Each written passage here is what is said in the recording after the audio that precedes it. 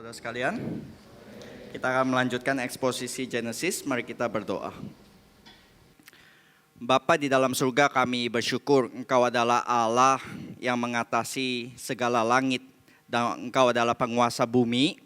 Dan kepada Engkaulah kami berharap, kepada Engkaulah kami menyembah. Kami bersyukur ya Tuhan, Kau memberikan janji, jikalau bukan Tuhan yang membangun rumah, maka sia-sialah usaha orang yang membangunnya. Karena itu sebelum kami membuka firman-Mu, kami memohon biar kiranya Tuhan yang hadir, Tuhan yang memberikan firman-Mu, sehingga apa yang kami diskusikan, apa yang kami dengar tidak menjadi sia-sia bagi setiap dari kami. Kiranya ibadah kami berkenan di hadapan Tuhan. Terima kasih ya Bapa, di dalam nama Tuhan Yesus kami sudah berdoa dan bersyukur. Amin. Kita hari ini akan membahas satu tema yaitu The Tower of Babel, Menara Babel. Dan ketika saya melihat ini, saya mulai melihat ada satu perikop, ini hanya sekitar 9 ayat ya. Kejadian 11 ayat 1 sampai 9, tetapi begitu kaya, begitu banyak motif yang terkandung di dalamnya.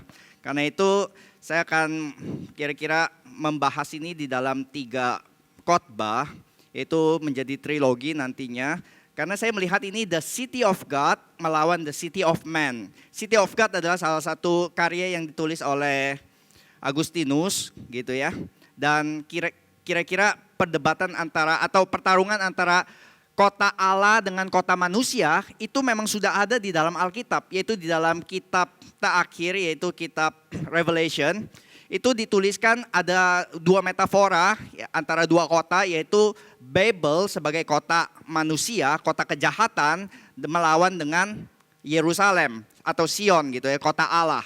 Dan ini akan menjadi satu gambaran yang menjadi peperangan antara 2 kota ini terus menerus. Dan hari ini kita membahas The City of Man, yaitu kota Babel ini yang diwakili oleh Babel. Waktu kita melihat tentang Babel ini ya, ini adalah pemutarbalikan dari apa yang dikatakan atau diajarkan Tuhan Yesus kepada murid-muridnya. Yaitu apa? Doa Bapa kami. Di dalam doa Bapa kami, Tuhan Yesus mengajarkan kepada murid-murid a God-centered prayer. Doa yang berpusat kepada Tuhan. Dan itu dimulai dengan apa? Yaitu dimulai dengan satu rangkaian yang mulai-mulainya adalah Bapa kami yang di surga, dikuduskanlah namamu, about his name. Lalu datanglah kerajaanmu, about his kingdom. Dan jadilah kehendakmu, his will gitu. Nah di sini baru setelah itu Tuhan Yesus bilang ya kamu boleh minta tentang makananmu, tentang kesejahteraanmu dan yang lain-lain. Tetapi yang pertama-tama di dalam hidupmu yang terpenting adalah tentang Tuhan, a God-centered life. Dan di dalam Babel ini semua diputarbalikan karena tentang nama Tuhan itu dibalikan menjadi ya mereka mencari nama bagi diri mereka sendiri. Kerajaan, mereka membangun kerajaan bagi diri mereka sendiri. Dan kehendak Tuhan digantikan menjadi determinasi kehendak mereka sendiri. Jadi hari ini kita membahas motif yang pertama yaitu motif nama. Dan berikutnya kita membahas motif kingdomnya, motif kerajaan, baru motif kehendak yang dikaitkan dengan Abraham nantinya. Nah di dalam ini mari kita membaca terlebih dahulu pengantarnya yaitu di Kejadian 9. Saya mengajak kita semua membuka dari Kejadian 9 ayat 18 sampai 29. Khotbah yang lalu itu seri yang terakhir itu kita membahas tentang bagaimana Nuh itu sudah mendarat di dunia yang baru gitu ya setelah air bah itu mulai surut. Dan kisah Nuh kalau Bapak Ibu Saudara sekalian nonton misalnya ya, itu cerita-cerita tentang Nuh atau komik-komik tentang Nuh di dalam Alkitab buat anak-anak begitu ya. Kira-kira selesainya di mana? Kira-kira selesainya di bahteranya sampai mendarat di gunung, lalu binatang-binatang itu dengan Nuh, dengan 3 anaknya, 3 menantunya mereka tersenyum. Terus diakhiri dengan ini ya, they live happily ever after, model Hollywood. Tapi ceritanya nggak selesai di situ ya. And they don't live happily ever after. Mereka nggak selesai dengan begitu saja. Kenapa? Karena terjadi di sini adalah setelah ini yang terjadi adalah new fall, kejatuhan yang baru. Kalau kita lihat di dalam perikop ini, mari kita baca terlebih dahulu ya. Ayat 18 sampai ke 29. Saya akan membaca ayat yang ke-18, saudara sekalian 19, terusnya sampai ke 29. Nuh dan anak-anaknya. Anak-anak Nuh yang keluar dari Bahtera ialah Sem, Ham, dan Yafet. Ham adalah bapa Kanaan.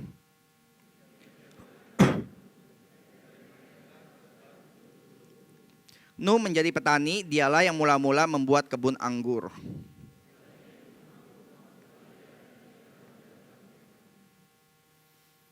Setelah ia minum anggur, mabuklah ia dan ia telanjang dalam kemahnya. Maka Ham, bapa Kanaan itu melihat aurat ayahnya lalu diceritakannya kepada dua saudaranya di luar.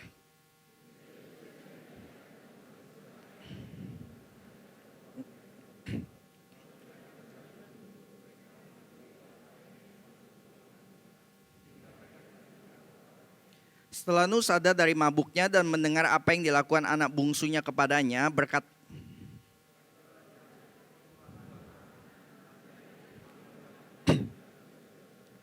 lagi katanya, terpujilah Tuhan Allah Sem, tetapi hendaklah Kanaan menjadi hamba baginya.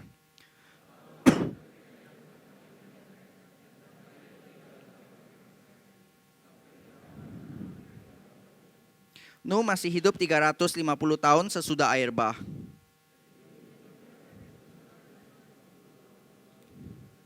Oke, di sini dikatakan setelah Bahtera itu mendarat, Nuh masih hidup 350 tahun lagi. Dan satu-satunya event yang dicatat di dalam kisah kejadian ini antara 350 tahun, kalau Bapak Ibu Saudara sebagai penulis kisah Alkitab ini ya, 350 tahun pasti banyak event yang terjadi. Ya saya dengan Kartika tadi pelayanan aksi kasih 1 minggu aja kita pulang banyak sekali cerita yang kita bisa ceritakan. Kita bisa ceritakan perjalanan yang menegangkan hampir jatuh ke jurang. Terus kita bisa cerita tentang pelayanan mengabarkan Injil kepada anak-anak. Kita bisa cerita tentang kedahsyatan gempa yang likuifaksi yang menelan ribuan rumah. Begitu banyak yang bisa diceritakan. Tetapi dengan tadi ya Kartika sharing di dalam waktu yang sangat limited, saya harus sharing yang bagian mana begitu. Berarti harus selektif kan ya, harus selektif. Dia nggak ceritakan tentang kita mancing ikan, kita makan sayur, hampir jatuh ke jurang. Itu nggak relevan untuk diceritakan. Karena ada satu fokus yaitu mengajak jemaat untuk berdoa bagi Palu begitu. Dan karena itu kalau 350 tahun dan hanya 9 ayat boleh dicantumkan, kira-kira kisah apa yang akan dicantumkan di situ ya?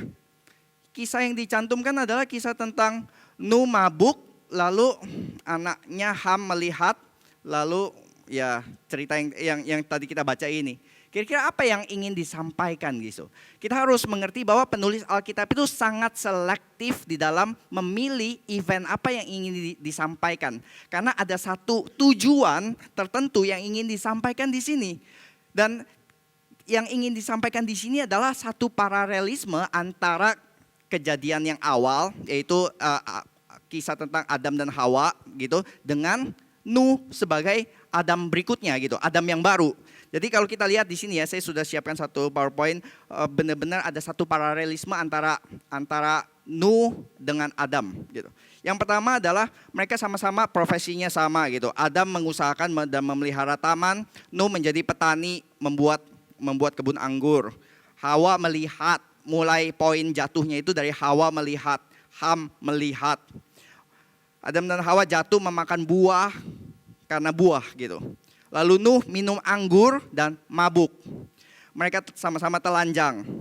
Terus ada bahasa berkat dan kutuk ya yang begitu banyak di dalam Kejadian 1 dan 3 gitu. Dan di sini juga gitu ya. Dan yang terakhir adalah hasil dari kejatuhan Adam dan Hawa adalah Kain membunuh Habel. Dan di sini sama yaitu anak dari Nuh, Kanaan dikutuk menjadi hamba bagi Sem dan Yafet. Jadi kita nggak bisa mistake, ini satu paralelisme yang sangat-sangat mirip. Apa yang ingin disampaikan di sini ya, yaitu bukan tentang mabuk anggurnya. Berkali-kali kalau saya membaca banyak penelaahan, seringkali kita itu mungkin terlalu takut akan bahaya alkoholisme, bahaya mabuk-mabukan. Jadi banyak hamba Tuhan yang menekankan ini tentang mabuknya gitu. Jadi mabuk. Sedangkan di Alkitab kalau kita lihat secara general begitu ya, Bapak Ibu, anggur itu tidak selalu dilihat negatif. Di dalam Amsal itu anggur itu digambarkan sebagai pembawa sukacita. Memang ada juga warning-warning tentang kalau terlalu ekses, terlalu banyak mabuk itu menjadi sesuatu yang negatif begitu. Tetapi ini bukan terutama tentang mabuknya Nuh, tetapi lebih kepada berkat dan kutuk yang disampaikan oleh Nuh yang nanti akan menjadi bayang-bayang dan nasib dari 3 bangsa di bangsa-bangsa yang diwakili oleh 3 anak Nuh tersebut gitu. Nah, sekarang yang menjadi perdebatan, seringkali menjadi perdebatan di pasal ini ya, di dalam banyak komentari juga adalah apa sih dosanya Ham di sini? Dosanya Ham dikatakan di sini adalah dia melihat aurat ayahnya lalu diceritakannya kepada 2 saudaranya di luar gitu. Ini di dalam komentari banyak sekali perdebatan bahwa ini adalah mungkin merujuk kepada ini konotasi seksual begitu ya, bahwa dia sodomi papanya, dia ada sexual relation dengan ibunya begitu, atau ada sesuatu yang bersifat seksual di situ. Tapi saya lebih melihat di sini bukan tentang itu begitu ya, tapi lebih kepada di sini adalah yang menjadi dosanya Ham di sini adalah bukan melihat tentang ketelanjangannya, tetapi adalah yang berikutnya. Lalu diceritakannya kepada kedua saudaranya di luar itu. Bahwa di sini yang dilakukan oleh Ham adalah dia menceritakan tentang kejatuhan sang ayah yang namanya itu adalah menghina kehormatan sang ayah. Satu komentar berkata, this is an attack to the father's honor. Buat masyarakat Timur Tengah, namanya kehormatan itu benar-benar satu hal yang sentral. Yaitu ketika dia menceritakan tentang Ham menghina Nuh sebagai bapak, itu adalah dia bukan cuma menghina Nuh sebagai ayah, tapi juga menghina Nuh sebagai pemberita kebenaran. Di sini kita mungkin bisa bayangkan dengan sedikit ini ya, berimajinasi begitu. Mungkin Ham ini mengalami kepahitan tentang nasibnya, dia mungkin tidak senang jadi anak pendeta begitu. Dan memang betul sih jadi anak pendeta itu agak kasihan nasibnya biasanya gitu ya. Kalau di sekolah nakal dikit, lu anak pendeta kok nakal? Lah namanya anak-anak ya nakal lah, mau anak pendeta enggak anak pendeta kan nakal gitu. Tapi gara-gara status anak pendeta, harus kuai-kuai selalu, harus sopan all the time, harus nggak boleh lari-lari, harus nggak boleh ngomong di dalam kebaktian. Kasihan juga sih, makanya saya terus berharap ya anak pendeta jangan sampai jadi ini ya, status hamba Tuhan seorang orang tua itu tidak menjadi batu sandungan bagi anak gitu. Karena ada satu status buku ya yang ditulis bahwa memang secara survei itu anak hamba Tuhan itu sangat rentan untuk jatuh. Karena dia melihat papa selalu honored ya, selalu memberitakan kebenaran. Kalau di gereja holy begitu, ada lingkaran di sininya. Tapi kalau di rumah kok keluar tanduk, keluar ekor, yang jemaat nggak lihat gitu. Terus mulai ada kepahitan, mulai lihat kok ada dua macam kehidupan yang berbeda di situ. Jadi di sini Ham mungkin juga mengalami seperti begitu. Dia nggak bisa argue dengan papanya Nuh, karena Nuh dikatakan hidup tidak bercela. Dia mau argue apapun keluar ayat Alkitab gitu ya. Diam kamu, ini ayatnya. Wah, sudah kalah argumen gitu selalu. Lalu bagaimana ya? Ya ini terakhir, ketika dia melihat ayahnya jatuh, mungkin dia langsung yes, I got you now. Sekarang saya bisa melihat titik kelemahan papa. Sekarang dia bisa lihat ternyata papa sama aja kok. Papa khotbah 1000 tahun kepada tetangga-tetangga tentang mabuk. Sekarang papa juga mabuk. Sekarang papa juga jatuh. Jadi apa bedanya? Apa hebatnya si preacher of righteousness ini, sang pemberita kebenaran, ternyata dia juga mengalami hal yang sama kok. Dia melakukan hal yang sama yang dilakukan oleh orang-orang yang ditenggelamkan oleh air bah ini. Dia mulai justru di sini. Dia mendapatkan informasi baru ini sebagai sebagai senjata. Dia bilang, iya gue dulu brengsek, gue selalu bolak-balik ini jadi anak yang selalu kena disiplin, kena rotan papa. Tapi sekarang lihat, papa juga not any better kan, papa juga nggak lebih baik dari saya kan. Jadi yang lebih parah di sini dikatakan ya, itu bukan hanya kita berbuat dosa, tapi adalah kita senang, kita berdosa ketika kita melihat orang lain jatuh di dalam dosa dan kita senang ketika orang itu jatuh. Kenapa? Karena ketika orang yang ya kita anggap musuh begitu ya, lalu jatuh karena dosa, lalu kita berkata, sih dia juga jatuh, yang koar-koar, reform, akhirnya jatuh. Kita bisa mengangkat diri kita lebih. Kita seperti inilah, perlombaan lari, kita nggak bisa menang dari pelari profesional gitu. Nggak mungkin lah kita menang lawan dia. Tapi kalau pelari profesional itu Usain Bolt gitu ya, dia lari di depan terus dia jatuh di tengah jalan, terus kita dengan Usain Bolt kalah, saya menang gitu. Itu bukan karena kita lebih hebat gitu, tapi karena dia jatuh dan kita bersyukur atas hal itu. Tapi yang dilakukan, yang harusnya dilakukan adalah mestinya kalau yang lebih terhormat ya, adalah kita bantu Usain Bolt-nya bangkit lagi, lalu kita berkata, let's run the race together. Itu yang akan mungkin jauh lebih terpuji, terhormat dibanding ya kita syukur-syukurin orang yang jatuh begitu. Nah di sini kontrasnya, yaitu ini yang saya rasa pembacaan yang lebih tepat tentang dosa HAM, yaitu adalah tentang dishonor the father's name. Yang nanti ini akan menjadi motif nama, saya akan kaitkan dengan motif nama gitu ya. Di sini yang dilakukan oleh HAM adalah dia menghina kehormatan nama ayahnya. Dia menginjak-injak kehormatan ayahnya. Dan itu satu dosa yang besar, karena itu ketika ayahnya sadar hal itu, ayahnya mengeluarkan kutuk bagi dia. Dan kontrasnya, kedua saudaranya diberkati karena kedua saudaranya tidak melakukan apa yang Ham lakukan. Kedua saudaranya itu Sem dan Yafet justru bersedih atas kejadian ini dan berusaha menutupi hal yang memalukan ini ya, hal yang memalukan. Kita tahu ini bagi tradisi Timur Tengah yang namanya aurat itu kemaluan ya. Yang namanya kemaluan itu ya harus ditutupi kan ya. Sesuatu yang memalukan. Saya ingat ada satu kisah ini, Bapak Ibu, Saudara. Dulu Kapin, Pak Tong kan minta Michael Liu ya, penginjil Michael Liu untuk khotbah kesaksian begitu. Lalu salah seorang penginjil kita diminta untuk translate gitu, translation. Dan translation ternyata susah ya, apalagi kalau langsung cepat berturut-turut. Saya ingat ini kisah yang sangat dramatis dan ya sedikit memalukan buat dia, bukan buat saya.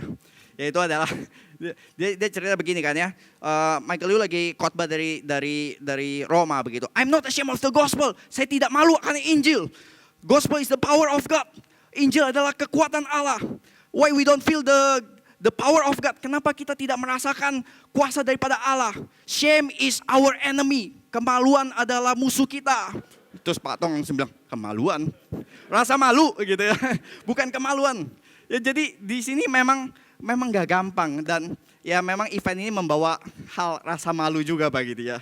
Tapi di sini adalah waktu kita lihat di sini, memang rasa malu itu sesuatu yang ini ya, sesuatu yang sangat sentral di dalam tradisi Asia. Kita itu orang bisa membunuh hanya karena merasa dipermalukan di depan umum dan dia bisa bunuh orang begitu. Jadi shame and honor culture itu sesuatu yang sangat embedded di dalam tradisi Timur. Dan kita mengerti kenapa Kanaan dikutuk di sini, karena dia dishonor the name of the father.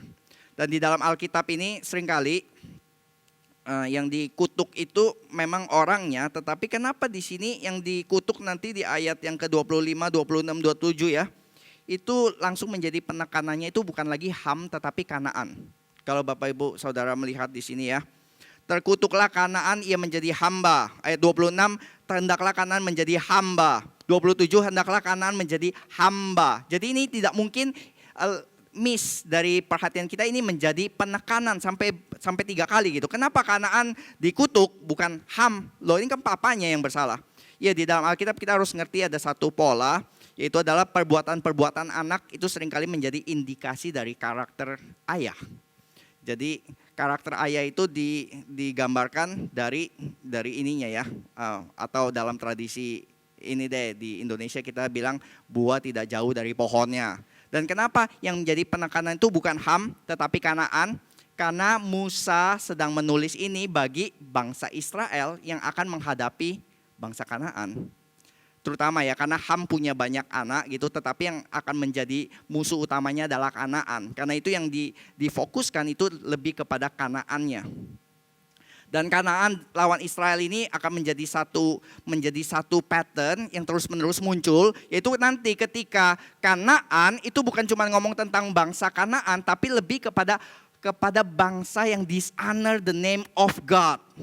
Yaitu di dalam nanti satu peristiwa Daud lawan Goliat ya.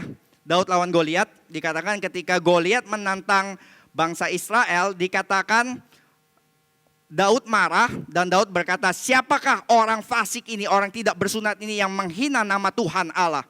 Jadi Kanaan diasosiasikan seperti Ham diasosiasikan dengan orang yang menodai kehormatan nama Tuhan. Sedangkan kalau Israel diasosiasikan dengan Daud yang berkata kepada Goliat ketika dia maju ke medan perang, dia berkata, engkau mendatangi aku dengan lembing dan tombak, tapi aku mendatangi engkau dengan nama Tuhan. Jadi Israel digambarkan sebagai yang membawa nama Tuhan. Jadi ini kita harus melihat ini di dalam konteks motif nama, bukan dalam motif racial slavery. Karena di dalam sejarah pernah ada satu insiden orang-orang yang memperbudak bangsa Afrika kulit hitam itu ya, yaitu kan nanti kalau kita lihat di sini, yaitu Yafet menjadi bapak leluhur dari keturunan bangsa-bangsa di Eropa, lalu Ham itu menjadi Afrika dan Timur Tengah, lalu juga Sem menjadi Timur Tengah begitu. Dan di sini Yafet ini kan Kanaan menjadi hambanya Yafet. Jadi ini bukan pembenaran kepada perbudakan rasial kulit hitam, bukan sama sekali. Karena di sini waktu dikatakan di sini ya, hukuman Tuhan kepada bangsa-bangsa Kanaan itu bukan berkaitan dengan rasnya Kanaan. Bukan berkenaan dengan kulit hitam mereka, bukan berkenaan dengan ya itu status ras mereka, tetapi lebih kepada gaya hidup mereka yang jahat. Gaya hidup yang ada penyembahan kepada berhala dan melibatkan pengorbanan anak-anak, dan itu yang menjadi fokus hukuman Tuhan, bukan kepada rasnya. Dan ini lebih jelas lagi nanti dikatakan ketika ada orang-orang Kanaan yang akhirnya beriman kepada Tuhan seperti Rahab itu diselamatkan. Sedangkan orang-orang Israel yang akhirnya jatuh kepada dosa-dosa bangsa Kanaan itu nanti juga dibuang. Jadi ini bukan ngomongin tentang rasnya, tapi lebih berbicara tentang kejahatan yang mereka lakukan bagi orang-orang Kanaan, kepada orang-orang Kanaan. Jadi mereka juga dihukum kalau bangsa Israel sekalipun kalau mereka berbuat seperti Kanaan, mereka juga akan dihukum oleh Tuhan. Dan di Kejadian 10, Table of Nations ini ya, daftar bangsa-bangsa keturunan ini kita akan bahas di tema yang berikutnya. Tapi cukup ditutup dengan ayat ke-32. Saya bacakan ya, Kejadian 10 ayat 32. Itulah segala kaum anak-anak Nuh menurut keturunan mereka, menurut bangsa mereka. Dan dari mereka itulah berpencar bangsa-bangsa di bumi setelah air bah tersebut. Ini kalau kita kurang kerjaan, saudara bisa hitung bangsanya satu persatu gitu. Itu dicatat ada 70 bangsa. Yaitu di dalam Alkitab angka 7, angka 10 itu menggambarkan kegenapan dan keseluruhan. Jadi 70 bangsa ini menggambarkan tentang keseluruhan nation.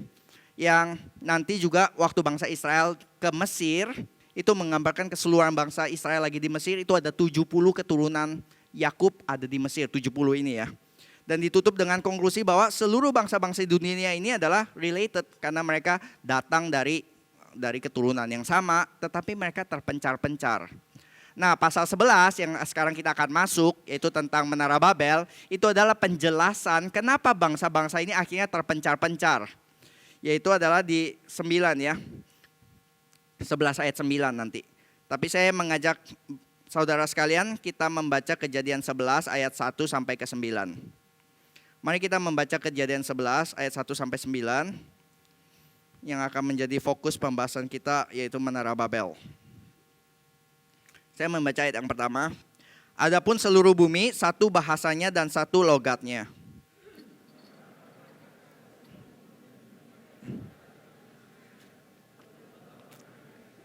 Mereka berkata seorang kepada yang lain, marilah kita membuat batu bata dan membakarnya baik-baik. Lalu batu itulah dipakai mereka sebagai batu dan tergala-gala sebagai tanah liat.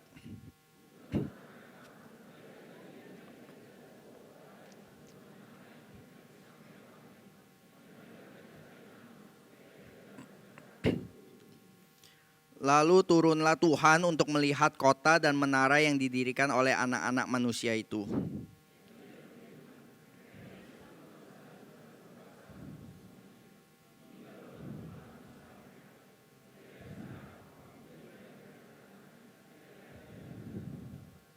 Baiklah kita turun dan mengacau balaukan di sana bahasa mereka sehingga mereka tidak mengerti lagi bahasa masing-masing.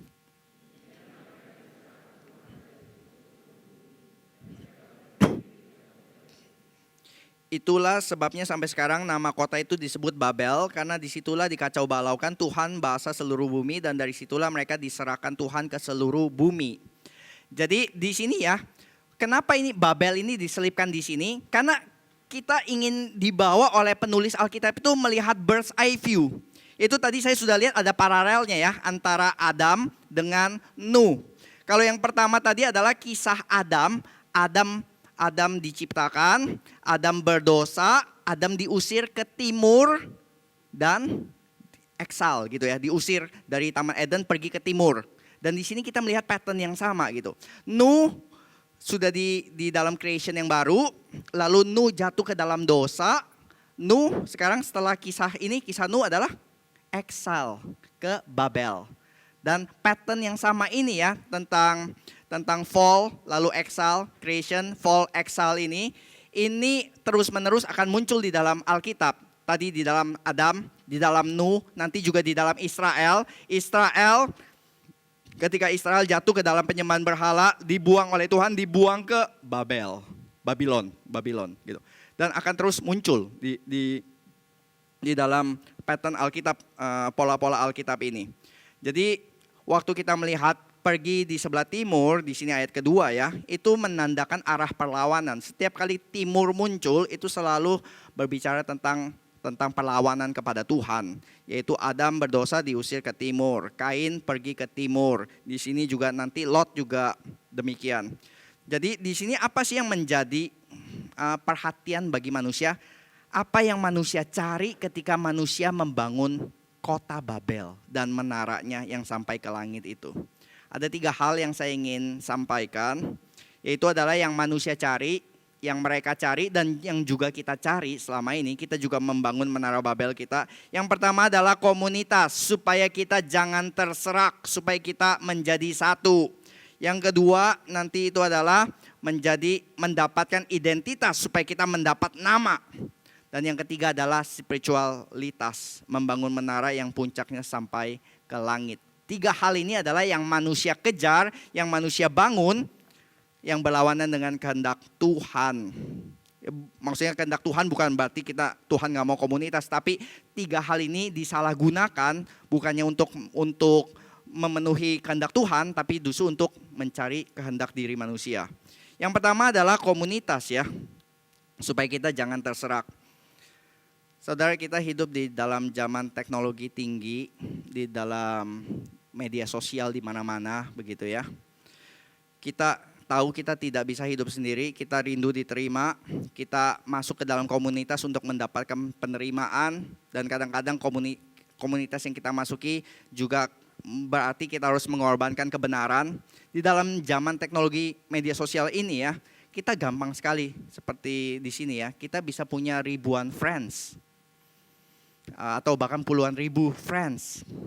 Di Instagram kita banyak ribuan orang follow kita punya account gitu. Dan waktu saya sharing ini di Retreat SKC, waktu bulan lalu Retro SKC saya sharingkan tentang hal ini ya. Saya tanya kepada murid-murid SKC kelas 12 gitu. Siapa di sini yang yang punya friends berapa gitu? Saya tanya berapa di Facebook. Mereka langsung angkat tangan. Kita udah nggak main Facebook Pak, itu so old gitu. Mainnya Instagram sekarang. Jadi kita tahu lah ya, yang main Facebook berarti generasi agak belakang gitu. Masih apalagi Friendster, itu zaman jebot gitu. Yang tahu Friendster berarti saya tahu usianya di atas berapa. Iya, udah saya bilang ya di Facebook punya berapa friends gitu. Tapi coba kalian pikirkan, ada nggak satu orang kalau kalian merasa sedih, kalian tahu teman ini yang kalian akan datang. Yang akan terima kalian, yang akan kalian bisa nangis di bahunya dan dia terima kamu. Gak pikir siapa ya, pikir keras. Enggak, ya ada 1-2 tapi bener gak ya gitu. Dan saya bilang sekarang kalian main Instagram berapa orang yang follow gitu. Banyak gitu ya. Terus kalau misalnya kalian siang-siang lagi nganggur, mau pergi ke cafe, ada agak teman-teman yang mau follow kalian. Hang out together just for the sake of friendship. Mulai mikir-mikir, kalau dibayarin sih banyak Pak. Tapi kalau untuk hang out doang, kayaknya semua murid SKC juga sibuk deh. Kayaknya nggak ada gitu, susah gitu. Jadi kita juga tahu di sini ya, kita merindukan komunitas. Tapi di dalam faktanya adalah kita sulit menemukan komunitas. Tapi di sini dicatat Menara Babel, mereka sukses mendirikan komunitas.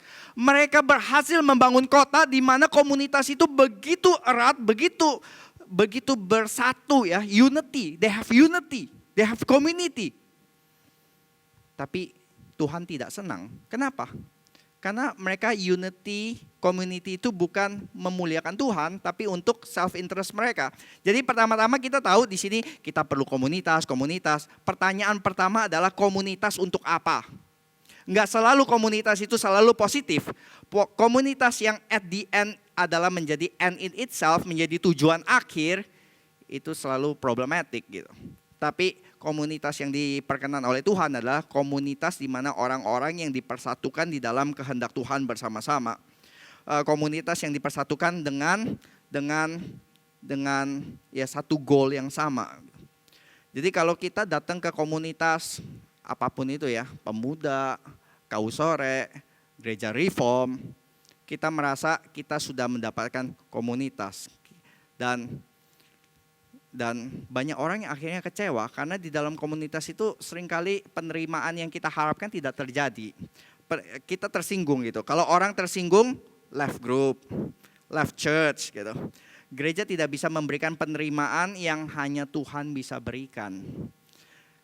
Karena itu di sini ya, saya sering menggambarkan yang namanya persekutuan Kristen itu jangan harap kita mendapatkan persekutuan yang sangat hangat, kita bisa peluk-pelukan, tersenyum, happily ever after. Enggak, gereja ini adalah, saya mau melihat adalah gereja sesama orang berdosa belajar saling menerima. Orang berdosa itu banyak durinya, seperti landak, Bapak Ibu. Landak kalau mau pelukan kira-kira gimana ya? 2 landak mau pelukan gitu. Aduh, tertusuk-tusuk gitu. Itu kira-kira gereja gitu ya. Ketika kita masuk lebih mendalam, semakin masuk ke dalam relasi yang lebih mendalam dengan orang-orang di dalam gereja, saudara akan melihat ya kalau di luar doang enggak ketemu duri enggak sakit gitu, tapi semakin dalam gitu ya, durinya semakin masuk, semakin pelukannya semakin dalam, relasi semakin dalam, duri itu akan semakin sakit kepada kita. Saudara sering dengar ini kan ya, kalau di gereja tuh pelayanan jangan masuk dalam-dalam, makin lihat borok-boroknya, makin lihat jelek-jeleknya. Di luar-luar aja. Iya, di luar sih selalu aman gitu. Tapi kita tidak akan pernah benar-benar kenal orang mendalam. Karena waktu kita kenal orang mendalam, ya berarti kita siap ditusuk. Dan secara tidak langsung kita juga menusuk orang lain gitu. Persekutuan Kristen adalah 2 landak yang saling pelukan. Jadi disinilah tempat di mana kita belajar potong duri landak kita masing-masing gitu. Di mana kita belajar saling menerima, tempat mematahkan duri arogansi kita masing-masing. Sini ada satu artikel dari Pendeta Yadi ya, waktu dia bahas tentang arogansi begitu. Di sini orang yang arogan itu apa sih? Seringkali orang yang arogan tidak sadar dirinya sendiri arogan. Orang yang congkak memandang diri sendiri lebih tinggi daripada yang sebenarnya. Mereka juga percaya bahwa diri mereka istimewa, patut mendapatkan perlakuan khusus, entitled. Mereka menganggap sudah sepatutnya jika seluruh dunia mendahulukan kepentingan mereka. Sudah sepatutnya orang-orang biasa mengantri dan menunggu, tapi bukan saya tentunya. Bagian orang lain ialah untuk melayani, bersabar, menyesuaikan diri, mengampuni, dan menaati aturan. Buat saya tentu saja ada eksepsi dan pengecualian. Sebab saya orang yang istimewa, bukan orang kebanyakan. Jika saya disinggung sekecil apapun itu, saya patut untuk marah, tapi orang lain tentunya harus bersabar dan mengampuni. Saya patut marah ketika dirugikan, tetapi ketika saya merugikan orang lain, bahkan seringkali saya tidak menyadarinya, orang lain harusnya mengerti. Ini adalah manifestasi yang seringkali muncul dari kecongkakan. Entah Anda membuat orang lain menjadi korban dari arogansi Anda, atau Anda kelewat sering merasa menjadi korban arogansi orang lain. Hal itu dapat menjadi tanda bahwa Anda mengidap penyakit ini. Bukankah ini seringkali kita sering melihat di sini ya, orang kecewa kepada gereja karena alasan-alasan yang salah. Yang kedua, karena identitas, yaitu supaya kita mendapat nama.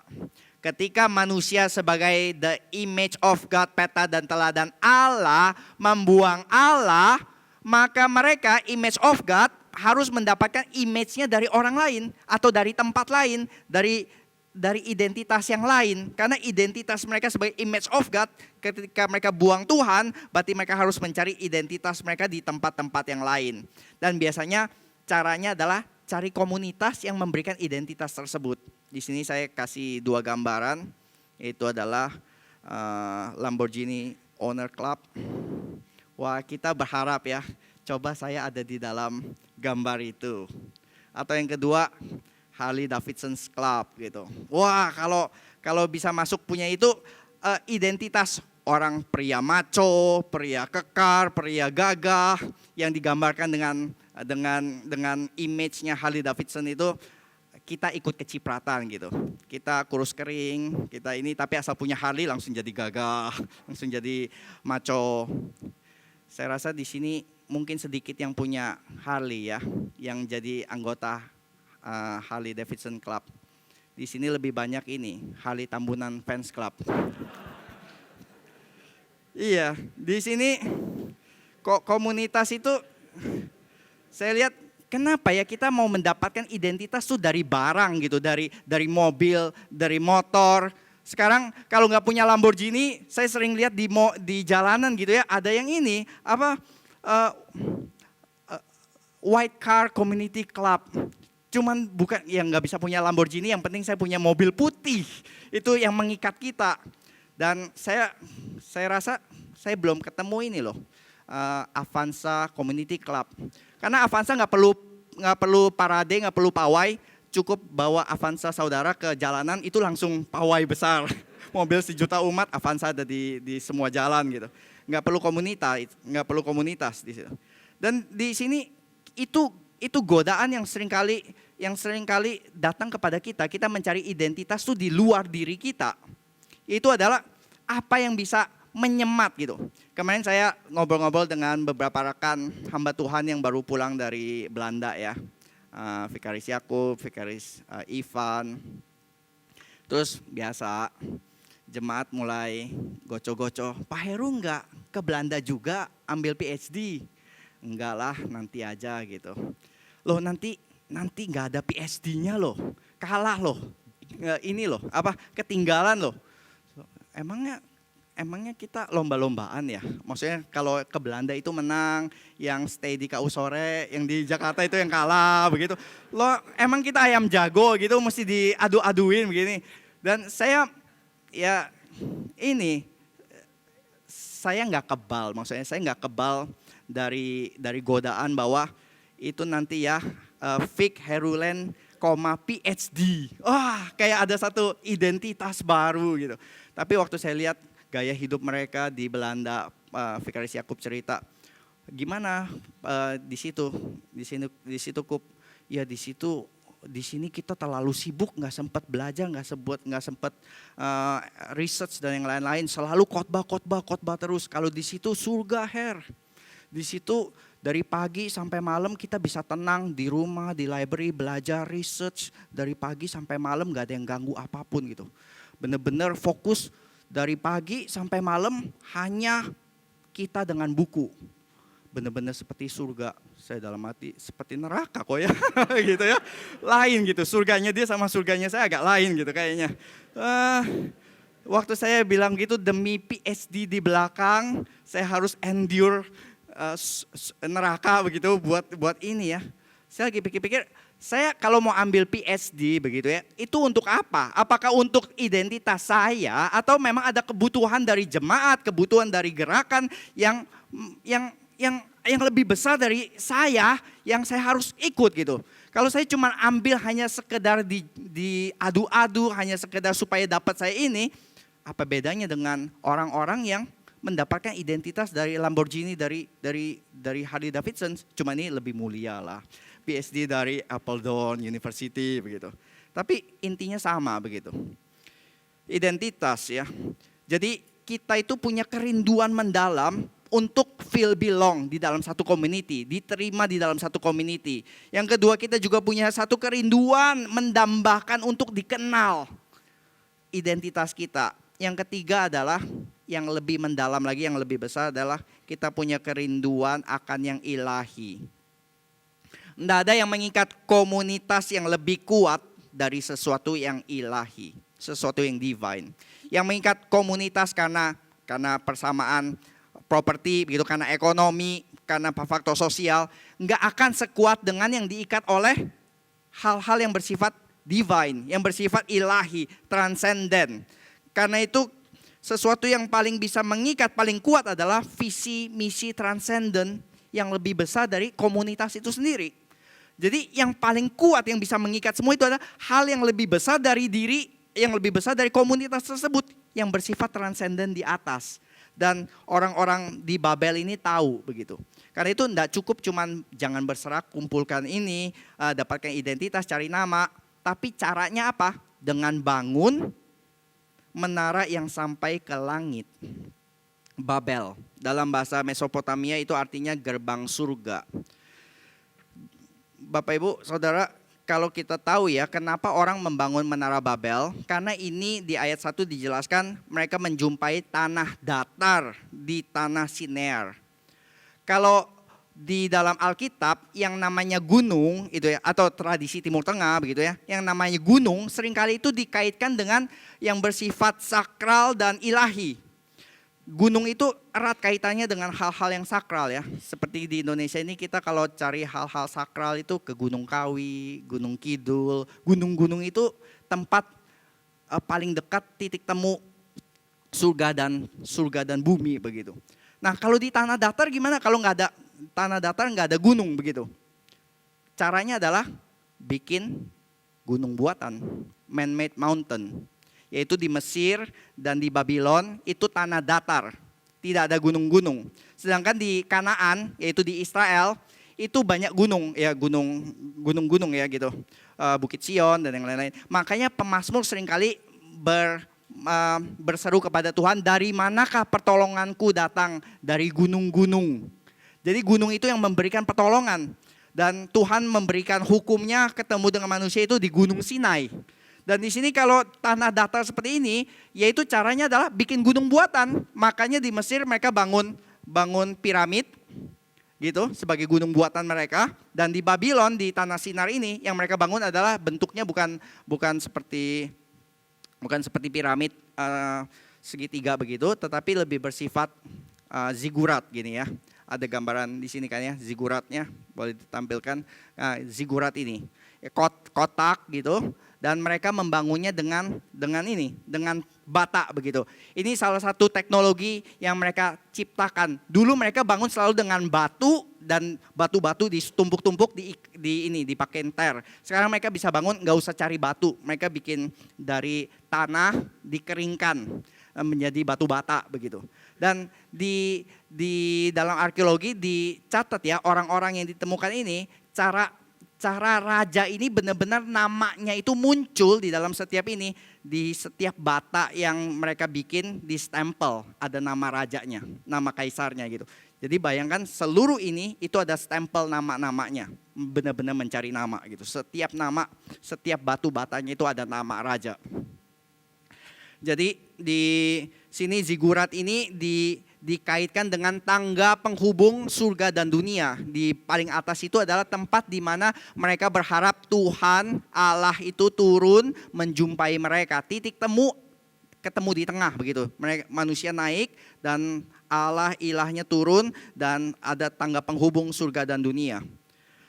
Nah di sini lalu dicatat ayat yang ke-5 ya. Lalu turunlah Tuhan untuk melihat kota dan menara yang didirikan dan ia berfirman mereka ini satu bangsa dan satu bahasa untuk semuanya. Ini barulah permulaan usaha mereka. Mulai dari sekarang apapun yang mereka rencanakan tidak ada yang tidak dapat terlaksana.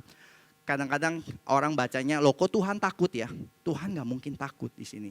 Ini bukan masalah Tuhan takut gitu. Karena Tuhan sudah hancurkan seluruh bumi. Ini cuma satu menara, Tuhan takut apa? Yaitu adalah ironinya Tuhan sudah di ayat ke-5 sudah bilang, Tuhan itu sangat kasihan sama manusia. Mau bangun menara yang sampai ke langit, Tuhan di langit pun sampai harus turun lihat di mana ya menaranya begitu. Ini satu ironi, satu joke. Tapi apa yang Tuhan khawatirkan? Yang Tuhan khawatirkan itu adalah seperti ini. Kalau Bapak Ibu punya anak yang delusional ya, yang melihat dirinya sebagai Superman, bisa terbang, dan dia benar-benar yakin dirinya itu bisa terbang, dan itu membuat papa mamanya khawatir kan ya. Buat papa mamanya itu akan kunci pintu-pintu, jendela-jendela di situ, supaya dia nggak beneran melaksanakan semua itu. Dan ini anugerah Tuhan sebenarnya ketika Tuhan menggagalkan rencana ini, yaitu adalah kalau manusia berhasil dalam proyeknya dan mereka berilusi di dalam pengetahuan mereka bahwa mereka sukses melakukan semuanya ini, mereka masuk ke dalam tahap delusional, itu kecelakaan besar. Dan itu yang terjadi ketika manusia berpikir tidak ada yang bisa menghalangi mereka. Masih ingat ini, too big to fail? Financial institutions yang merasa kita too big to fail, bahkan kita bebas melakukan apa saja, nggak mungkin kita gagal, dan itu yang terjadi dengan krisis ekonomi. Hancur lebur semuanya. Dan saya ingin bahas satu hal. Kenapa Tuhan gagalkan kalau begitu? Nah, sekarang kita masuk ke dalam motif nama, yaitu adalah karena ini dosa yang besar. Maksudnya dosa yang besar, mereka kan nggak saling berzina, nggak apa di sini. Mereka cuma bangun tower mencari nama. Tapi exactly di situ mencari nama itu dosa yang serius di Alkitab.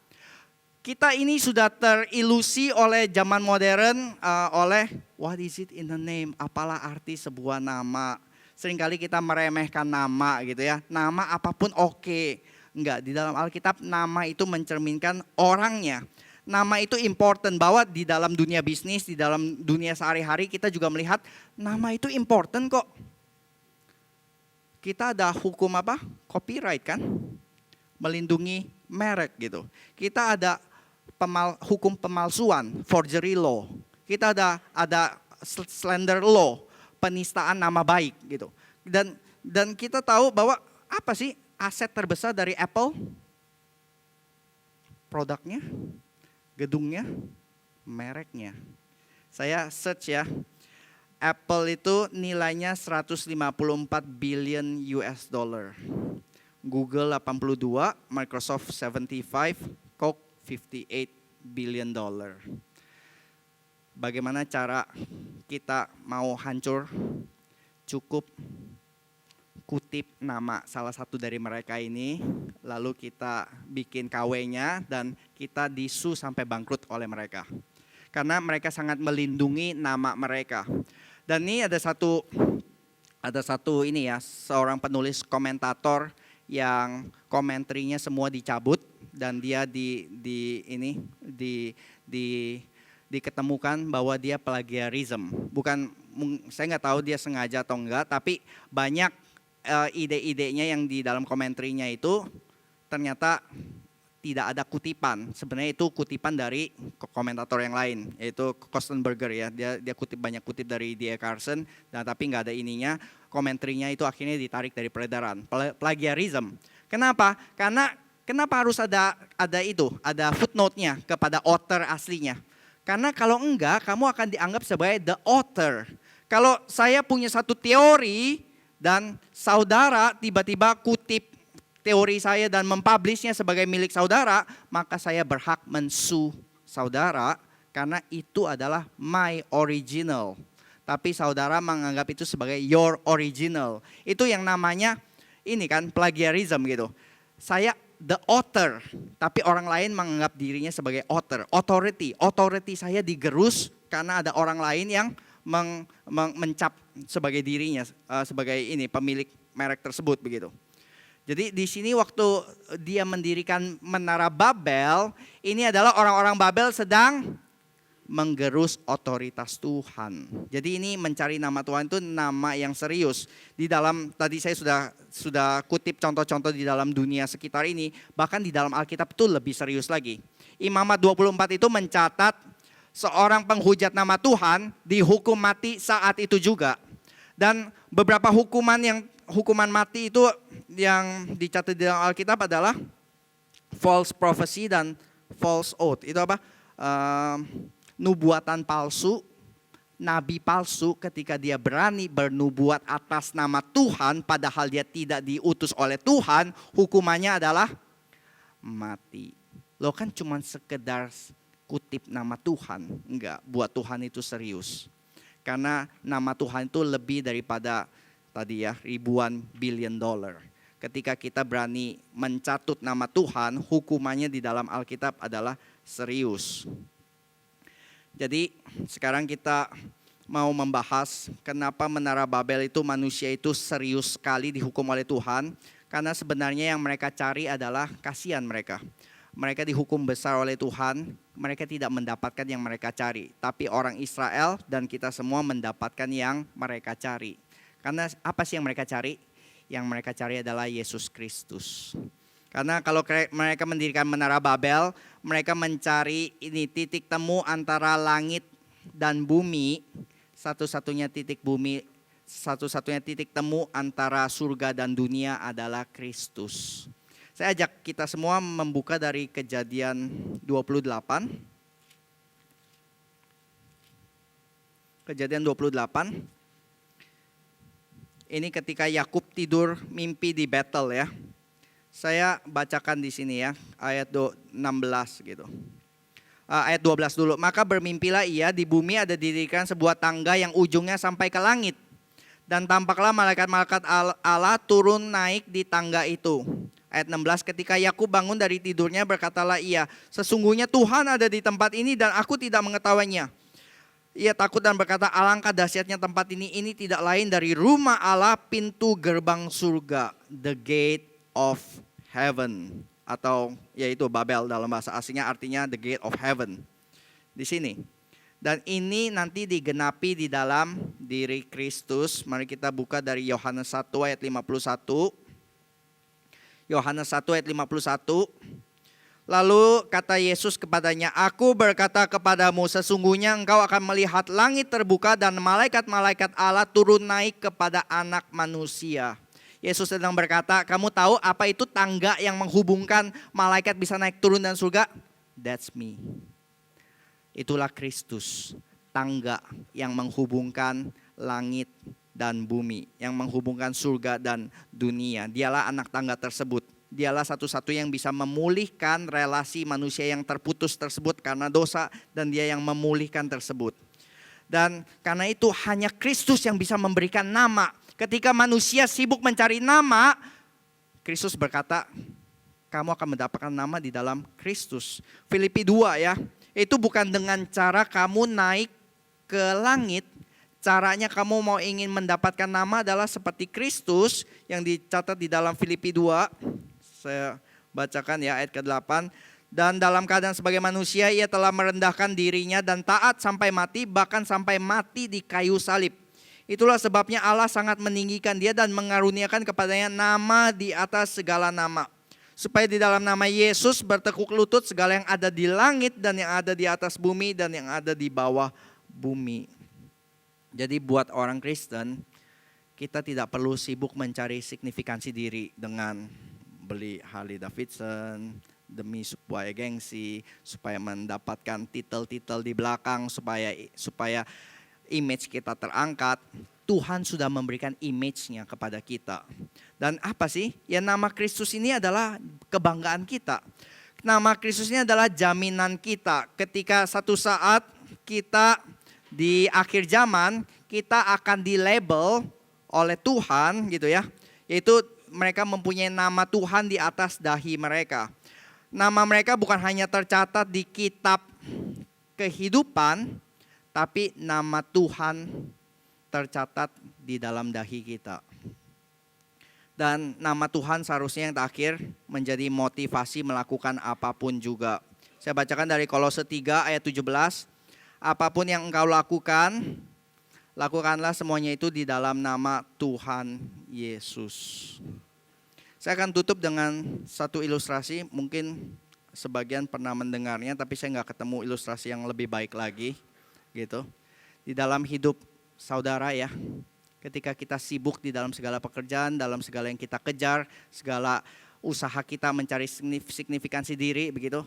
Sebenarnya apa sih yang kita kejar? Nama kita atau nama Tuhan? Dan bagaimana sih kita mengutamakan nama Tuhan itu lebih daripada nama kita? Saya teringat satu kisah waktu dulu saya masih di Singapura.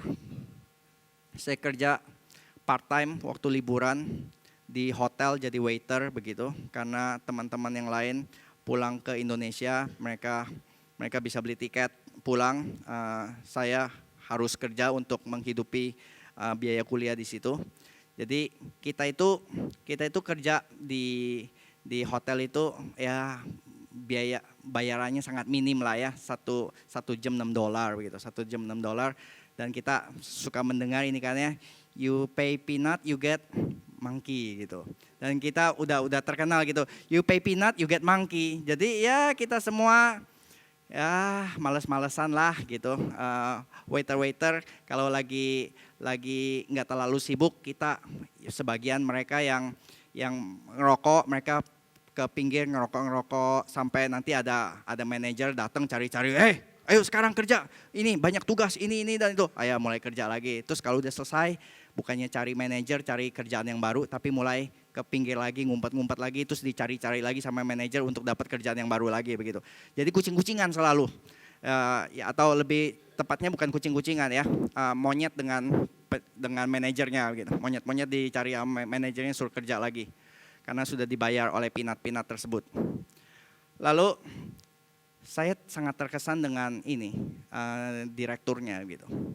Direkturnya kumpulkan kita satu malam gitu, sebelum banquetnya mulai, karena malam itu ada banquet pesta nikah yang penting, dan dia kumpulkan kita. Dia tahulah kita semua malas-malasan dan yang ogah-ogahan, kerjanya seadanya begitu. Lalu dia kumpulkan. Biasanya kalau manajer akan marah-marahin, kamu mesti kerja keras ya, mesti kerja yang rajin gitu. Manajernya enggak, dia kumpulin kita, terus kasih minum satu-satu, terus kasih snack satu-satu, ngobrol dia. Dari mana? Dari Indonesia. Bagus ya Indonesia, macet kan? Iya gitu. Lalu dia mulai ngobrol, terus dia ceritain. Kita lagi bingung ya sebagai waiter kelas rendah, kasta paling bawah, direktur mau ketemu sama kita, ngapain ya? Terus dia ngajak cerita gitu. Kita kan bukan buddies, kita bukan teman gitu. Ngapain dia ngajak cerita, mau kenal dengan kita gitu. Kita lagi sambil meringis apa motivasinya ya gitu. Lalu dia cerita begitu. Kalian tahu Raffles Hotel itu apa? Let me tell you the story. Raffles Hotel adalah hotel yang paling tua, yang paling prestigious di Singapura. Bahkan sebelum hotel bintang 5 yang lain-lain muncul, kita adalah hotel bintang 5 yang pertama di Singapura, di mana Queen Elizabeth waktu datang nginap di mana? Raffles Hotel. Michael Jackson dengan semua popstar datang, dulu tinggal di mana? Raffles Hotel. Terus dia bilang, menurut kalian saingan Raffles Hotel apa? Terus kita bilang Four Seasons, ini gitu ya, Hyatt. No, saingan Raffles Hotel bukan mereka semua. Saingan kita adalah SQ. Saingan kita adalah Google. Saingan kita adalah the best of the best in any industry. Kita nggak pengen cuma jadi sekedar hotel terbaik, tapi kita mau jadi the best in it is industry. Jadi the best di dalam apa ininya gitu. Kalau yang terbaik kapal terbang adalah flight itu adalah SQ, maka saya pengen setiap kali orang bilang the best hotel, langsung Raffles Hotel. Dan kalian tahu siapa yang menjadi wajah Raffles Hotel ketika Queen Elizabeth, Michael Jackson semua datang, siapa yang menjadi wajahnya? Kalian semua. Gitu. Kalian yang melayani, kalian sebagai ujung tombak dari hotel ini. Jadi jangan pernah melihat rendah diri kalian, tapi kalian adalah wajah dari Raffles Hotel. Terus dia tanya, what is it in your chest? Gitu. Apa yang ada di dalam dada kalian semua? Gitu. Waktu itu kita semua pakai ini, emblem ya. Di atasnya Raffles Hotel, terus bawahnya nama kita gitu. What is above your name? Raffles Hotel. So tonight we will have a very important wedding dinner. Now you bring the name of Raffles Hotel to all the important guests. Malam hari itu kita berdiri tegak dan kita melayani setiap tamu seperti Queen Elizabeth gitu. Kita melayani dengan penuh honor, penuh kebanggaan. Oh, saya Raffles Hotel. Face-nya begitu. Saya mewakili Raffles Hotel. Kalau malam itu ya, saya sangat terkesan dengan pengalaman itu. Kalau satu kisah ini bisa, satu kesadaran akan nama ini begitu penting, Raffles Hotel bisa membuat, kita semua ya malam itu nggak digaji lebih tinggi.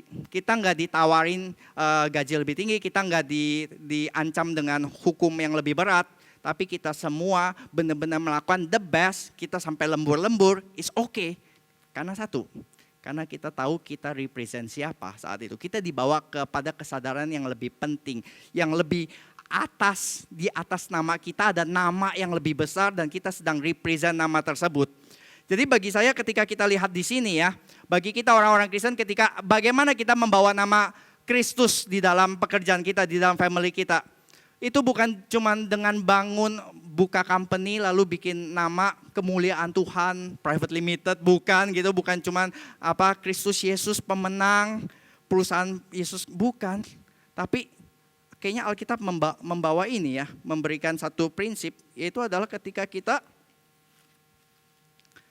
Matius 5 ayat 16 dikatakan, demikianlah hendaknya terangmu bercahaya di depan orang supaya mereka melihat perbuatanmu yang baik dan memuliakan Bapamu yang di surga. Dengan apa? Dengan diri kita. Jadi nanti akan ada dua pertanyaan diskusi. Yang pertama adalah bagaimana kita seringkali dishonor the name of God.